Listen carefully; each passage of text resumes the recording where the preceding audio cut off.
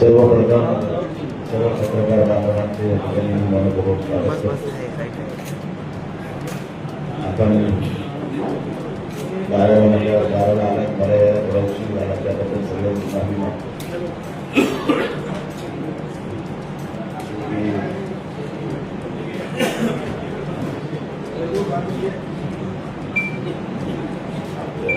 अशा खबर झालं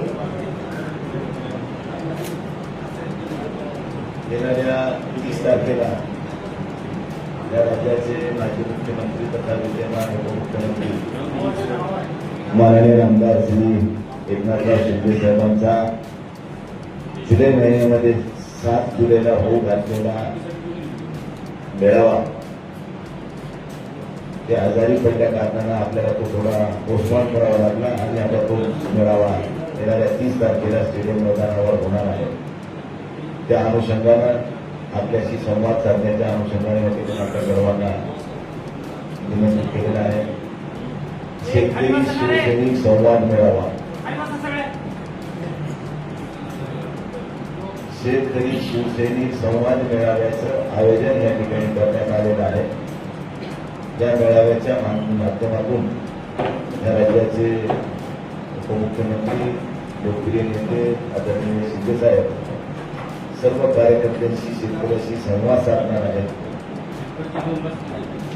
काही लोकांकडून त्या काही अडचणी जाणून घेणार आहेत आणि कार्यकर्त्याला बळ देण्याचं शेतकऱ्याच्या समस्या जाणून घेऊन त्या सोडवण्याचं काम शिंदे साहेब या मेळाव्याच्या माध्यमातून करणार आहेत. त्या अनुषंगानं त्याचा दौरा या ठिकाणी महत्वाचा वाटतो. महाराष्ट्रामध्ये जी सध्याची परिस्थिती आहे आणि ही परिस्थिती लक्षात घेता शिंदे साहेबांची लोकप्रियता दिवसेंदिवस वाढत चाललेली आपण बघतो. सध्या शिवसेनेमध्ये मोठ्या प्रमाणात इन्कमिंग चालू आहे. दुसऱ्या कुठल्याही पक्षात इन्कमिंग नाही आहे. धडाडीचा नेता गोरगरिबांसाठी धावून जाणारा मी आताच मंत्रालयात गेल्या दिवशी बसलेलो होतो 2 दिवसापूर्वी आणि सिंदखेड राजा इथल्या महादेवराव साहेबांच्या स्मारकाच्या निधीच्या संदर्भानं त्यावेळेस शिष्टमंडळ आलं होतं आणि नियोजन विभागाकडून त्या पैशाचं नियोजन 24 मध्ये करण्यात आलेलं आहे. पण त्याला जेवढे पैसे द्यायला पाहिजे होते तेवढे आतापर्यंत पोहोचले नव्हते. नियोजन अधिकाऱ्याला त्या ठिकाणी सेक्रेटरीला बोलून त्यांनी पैसे येतील तेव्हा येतील तात्पुरते आपल्या उडीमधून 50 कोटी रुपये त्यांनी त्या ठिकाणी पर्यटन विभागाला देऊन ते काम सुरू करायला लावलं. हे मी नाही बोललो, रोहित पवार हे म्हणले की एवढा धाडसी निर्णय घेणारा नेता मी पाहिला नाही. म्हणजे एवढं असं उत्तुंग व्यक्तिमत्व की समाजाच्या हिताचं काम असेल तर स्वतःला झोपून देऊन काम करणारा माणूस म्हणून माननीय एकनाथराव शिंदे साहेबांची ओळख त्या राज्यामध्ये निश्चितच त्यांनी तयार केलेली आहे आणि अडीअडचणी सापडलेल्या कुठल्याही चांगल्या वाईट प्रसंगाला घेऊन जाणारा नेता ते एकनाथ शिंदे आणि म्हणून असा नेता आज आपल्याला लाभलाय. निश्चित या परभणी शहराच्या सर्वांगीण विकासासाठी या जिल्ह्याच्या विविध विकासात्मक कामासाठी त्यांची आपल्याला गरज आहे. आपल्या शहराच्या अंडरग्राऊंड ड्रेनेजचा विषय असेल, वॉटर सप्लायचा, समांतर पाणी पुरवठा योजना असेल, आणखी ग्रामीण भागातल्या काही बऱ्याचशा समस्या आहेत. आम्ही बऱ्याचशा समस्या त्यांच्यासमोर ठेवलेल्या आहेत. काही समस्या आम्हाला त्यांच्यासमोर ठेवायच्या. आपलं जे मागच्या वेळेस परभणीमधलं कृषी विद्यापीठामध्ये होऊ घातलेलं बहुउद्देशीय क्रीडा संकुलाचा विषय असेल, आमची विस्तारित MIDC जी आम्हाला तिकडे बाबळगाव जांभूळ उजळा मेला न्यायची होती, तिथल्या शेतकऱ्यांनी विरोध केल्यामुळे ती थांबलेली आहे. तिच्यात काय मार्ग निघते कारण ही MIDC तर आपली निवासी आहे, तिला काही बोलून उपयोग नाही. त्यामुळे चांगली MIDC या ठिकाणी निर्माण झाली, ते चांगले उद्योग आले. आमच्या शहरातल्या व्यापाऱ्याला उद्योगाला चालना मिळेल आणि एक चांगलं काम करण्याची संधी परभणीकरांना मिळेल या उद्देशाने आम्ही सगळ्या गोष्टीशी साधक बाधक चर्चा करून त्यांना या ठिकाणी निमंत्रित केले.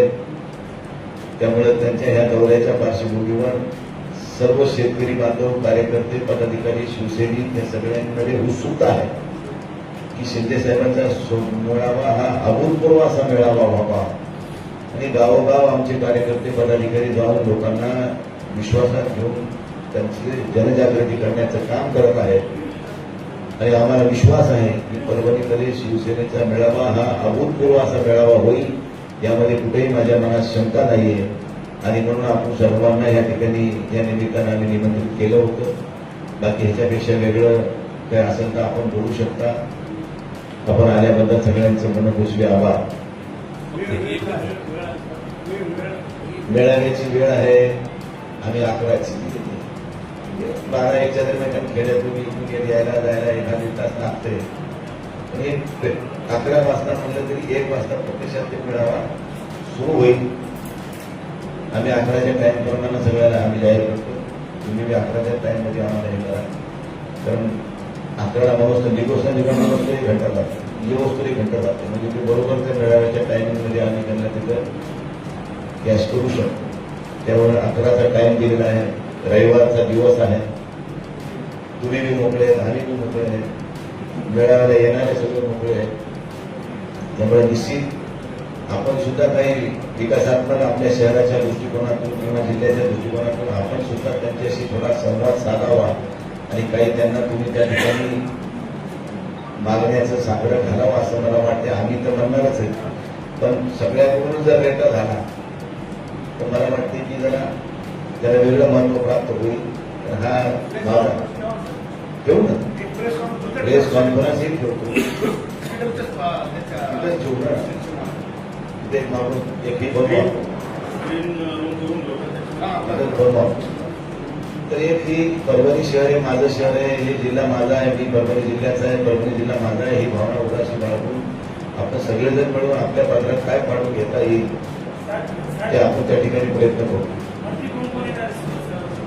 आपण शिंदे साहेबांना बोलवलंय, आता त्यांच्यासोबत कोण कोण येतील ते ठरवतील. आपण कशाला काय करायला त्या दिवशी एकच कार्यक्रम तेच आहे का व्यापाराशी संवाद ते जोडलेला होता? नाही, आता आम्ही त्यांनी आपल्याला टाइम दिला आहे. आता आम्ही व्यापाऱ्याशी संवाद साधणार आहे. एक व्यापाऱ्याची बैठक घेऊ, तर तिचा टायमिंग कसा सेटअप करायचा ते आमची जेवण वेळापत्रक व्हायचं राहिलं. ते येणार 1ला, मग त्या अनुषंगाने रविवार असल्यामुळे आपल्याला व्यापाऱ्याचीही बैठक घेता येईल. कारण व्यापाऱ्याच्याही काही समस्या आहेत त्याही होतील, शेतकऱ्यांच्या, शिवसैनिकांच्या, इतर सगळ्यांच्या काय काय होते प्रोग्रामांनी यायचं फायनल व्हायचं राहिलं. तर 30 तारीख ठरलेली आहे, दुपारी 1 वाजता ती येणार आहेत. त्या अनुषंगाने मेळावा होईल. मेळाव्यानंतर व्यापाऱ्याची बैठक घ्यायची असेल तर वेगळी घेता येईल, प्रेस कॉन्फरन्स करता येईल. आणखी जेवणाचा कार्यक्रम माझ्या घरी विजिट देखील करायला देतील. आता ते आम्ही आणखी फायनल केलेलं नाही, त्यामुळे तुम्हाला आता साहेब बोलून उपयोग नाही. पक्षप्रवेश होणारे आत्ता सांगू. आता मी एकट्याचा प्रवेश झाला, माझ्यासोबत सगळ्याचा होईल ना. हे आमचे पंचायत समिती पूर्णचे उपसभापती काशीनाथराव काळभांडे, ते दोन्ही जिल्हा परिषद गटनेता आहे, एक मेंबर आहे, हे सगळे आता येऊन घालतेच ना, सगळे येणारच आहे. आम्ही लावला नाही कोणाला सोडून, आम्ही कशाला सोडून लावा कोणाला. भाजप आणि राष्ट्रवादीचे काही लोक येणार आहेत का काँग्रेसचे पक्षप्रवेश? बघा, भारतीय जनता पार्टी आणि शिवसेनेचं वडील सत्ताधारी पक्षाचं असं ठरलेलं आहे की बाबा तुम्ही आमचे घ्यायचे नाही, आम्ही तुमचे घ्यायचे. त्यामुळे तसं काय होणार नाही. राष्ट्रवादी काँग्रेसचे काय येतील का?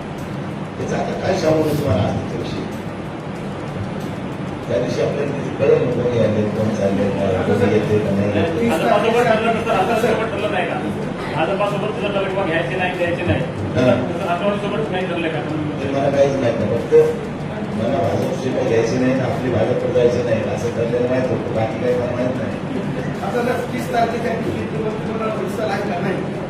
आता ते मला माहिती नाही. मोदी साहेबांना विचारलं, मला हे लोक काय करणार आहे. केंद्रीय मंत्रिमंडळाचा विस्तार होणार आहे हे मला कसं कळलं. भारतीय जनता पार्टी ठरवेल ना, भारतीय जनता पार्टीचे नेते ठरवतील. मला काय त्याचा अधिकार बोलायचा. केंद्रानं विस्तार ठरवला आणि माझ्या पक्षानं जर माझं नाव सुचवलं तर मला तिथे संधी मिळेल.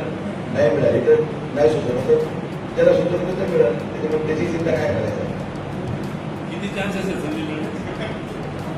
संधी मिळण्याचे चान्सेस संधी मिळायचे चान्सेस तर 100% आहेत. मला असं मला वाटतं.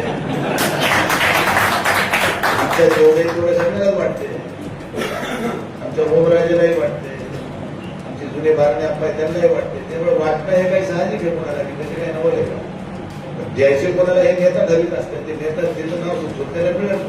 मागं ओमराजे म्हणले की की या केंद्रीय मंत्रिमंडळाच्या विस्तारामध्ये माझं नाव नाही आणि दिलं तरी मी येणार नाही. नाही, ते इंटरेस्टेड नाही आहे. ठीक आहे, पण शेवटी बघा, पक्ष नेतृत्वाचा जो निर्णय असतो. आम्ही काही जरी म्हणलो तरी त्याचा काही म्हणण्याला अर्थ नसते. जे नेते ठरवतात ते फायनल असते आणि जे नेते ठरवतील ते फायनल. आणि परभणीकर म्हणून जर तुम्हाला कधी असं विचारलं भविष्यामध्ये तर नाही म्हणून म्हणू नका. मी नाही कशाला म्हणेन. गोंधळाचं झालं तुम्ही नाही म्हणून म्हणू नका. मी कधीच काही नाही म्हणलो नाही, पण मी कधी आग्रही कधी बसलो नाही. मिळालं ठीक आहे, नाही मिळालं तर समाधान मानायचं. देखो वक्त से पहले और भाग्य से ज्यादा कभी तुझ्या मनात काय तिथे सांग. किती लोक येत नाही इथे मेळाव्यात अपेक्षित लोक. मेळाव्याला लोक नाही आले तरी 20-25,000 लोक येतील. स्टेडियमचे सगळे गेट ओपन करावं लागतील. गेट ओपन करून आम्ही वॉटरप्रूफ मंडप लावतोय. चांगल्या प्रकारचा कार्यक्रम होईल अपेक्षित असा. त्यामुळे कुठलीही अडचण काही भासायचं कारण नाही. पार्किंग व्यवस्था कशी? पार्किंग व्यवस्था आता पार्किंग व्यवस्था आता पोलीस प्रशासनासोबत बैठक होईल. त्यानंतर मग विष्णूजींचा परिसर असेल, प्रशासकीय रविवार असल्यामुळे प्रशासकीय मातीचा परिसर असेल, उड्डाणपुलाचा परिसर असेल, ज्ञानोपासन कॉलेजचं ग्राउंड असेल. जे जे पार्किंगला जे सोयीसोयीचे ठिकाण आहेत त्या ठिकाणी पार्किंग करूनच त्या ठिकाणी येते. रहदारीला अडचण होईल म्हणायची गरज नाही. रविवार असल्यामुळे ते मोकळे आहे. स्टेशन रोडला आपण पूर्ण गाड्या रोडला उभा करू शकतो मागच्या रस्ता सोडून. दोन्ही बाजू दुकानं बंद असली तर काय अडचण नाही. खासदार साहेब, आपल्याला पण घरी नोटीस आली का? जसं ते आपल्या देशमुखांना आली. आता ते पार्टी बदल नाही. पार्टीमध्ये काही लावलेले बाहेर लावलेले आहेत. तो कोर्टाचं मॅटर बघायला ते पण नाही, 6 खासदारांना उद्धव ठाकरेच्या शिवसेनेने घरपोच अरे नोटीस दिली. देणार ना, दिले असेल आपल्याला दिली. आले असेल ना, काय नको नोटीस द्यायला आली वगैरे मला आलीच असणार ना. नाही, त्यांनी जाहीर केलं. न्यायालयामध्ये प्रकरण चालू आहे. जेव्हा आम्ही जे निर्णय घेतला त्या आधी ह्या सगळ्या गोष्टीला केस करायचं हे आम्ही ठरवून केले ना. ते वेगळं काय आहे का त्याचं? कोर्टामध्ये 100 टप्प्यामध्ये आलेले आहे सुनवाई अपात्रतेची आणि चिन्हाची. काय वाटतं तुम्हाला? आता तुम्ही पाहतच असताल, काय वाटतं तुम्हाला न्यायालयाचा निकाल काय बघा, असेल? मी हे 12वी नापास. मी काही कायदेतज्ञ नाही. तुम्हाला काही त्याच्यावर कोर्ट ऑर्डर आहे. जे येईल त्याला आम्ही स्वीकारायला तयार आहोत. पुढचं सर, मनपाच्या कर्मचाऱ्यांचं संप चालू आहे सध्या. परभणी दुर्गंधी चालली. आपण आता नियमाच्या सुधारण्यासाठी बोलला. मनपाचा जीएसटीचा विषय आहे, वाढीव जीएसटीचा. त्या संदर्भानं या राज्याचे माननीय मुख्यमंत्री देवेंद्र फडणवीस साहेबांनी मागच्याच आठवड्यामध्ये एक बैठक घेऊन त्याला उद्याच्या कॅबिनेटमध्ये विषय ठेवण्याचे आदेश दिले. उद्या मंगळवारी कॅबिनेट होईल. त्या कॅबिनेटमध्ये वाढीव जीएसटीचा विषय मार्गी लागेल आणि नगरपालिका प्रशासन महापालिका प्रशासनातल्या एकच महापालिका नाही आपली, जवळजवळ 6-7 महापालिका आहे. त्या सगळ्यांचा विषय आहे आणि तो निश्चित त्या दिवशी मार्गी लागेल. पगारीसाठी वाढीव अनुदान जे मागत आहे तेच विषय आहे. त्या विषयावर मुख्यमंत्र्यांनी आदेश दिले. त्याच्या संदर्भात उद्याच्या कॅबिनेटमध्ये तो प्रस्ताव येईल. तुमचं काही समाधान होत नाही. महाराष्ट्र चालूच असतं. पेट्रोलचा विषय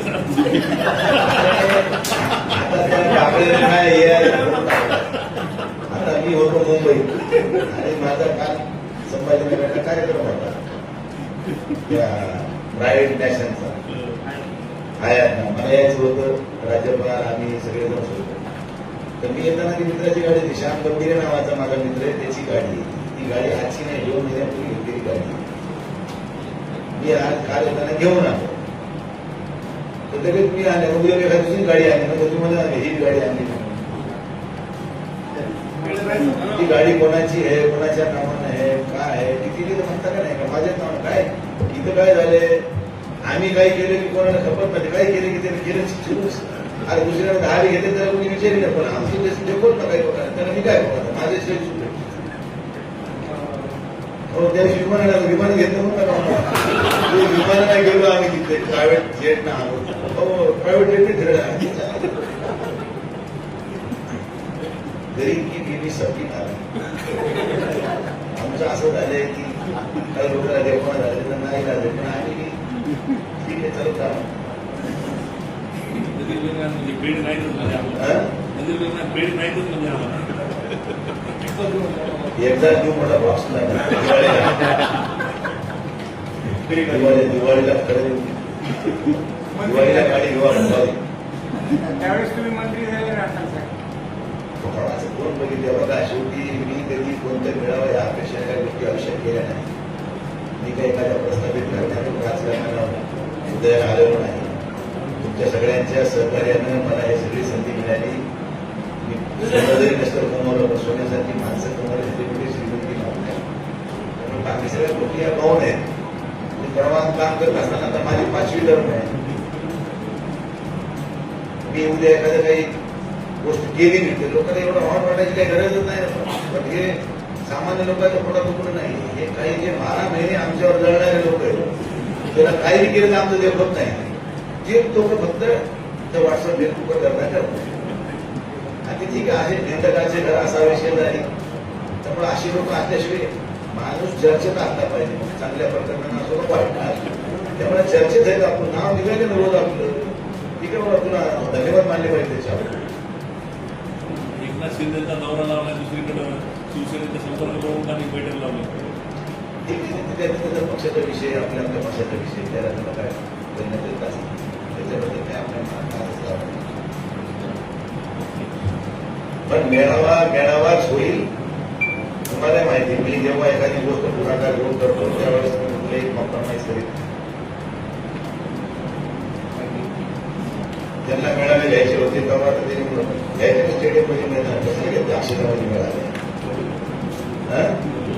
त्या नेत्याला म्हणावं लागलं अरे मोठ्या कुठे स्टेडियममध्ये भेटत मेळावा घ्यायला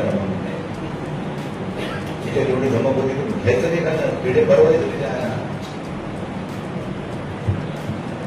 आम्ही घेतलंय का नाही स्टेडियममध्ये घेतलंय आता मी काय उत्तर देऊ त्या दिवशी सगळ्या गोष्टीची चिंता करू नका चला बाकी संपलं समजून आनंदराव बरेच मध्ये त्या समस्या विचारू नका सर्वप्रथम आपल्या सर्वांचं या प्रकारात स्वागत करतो आणि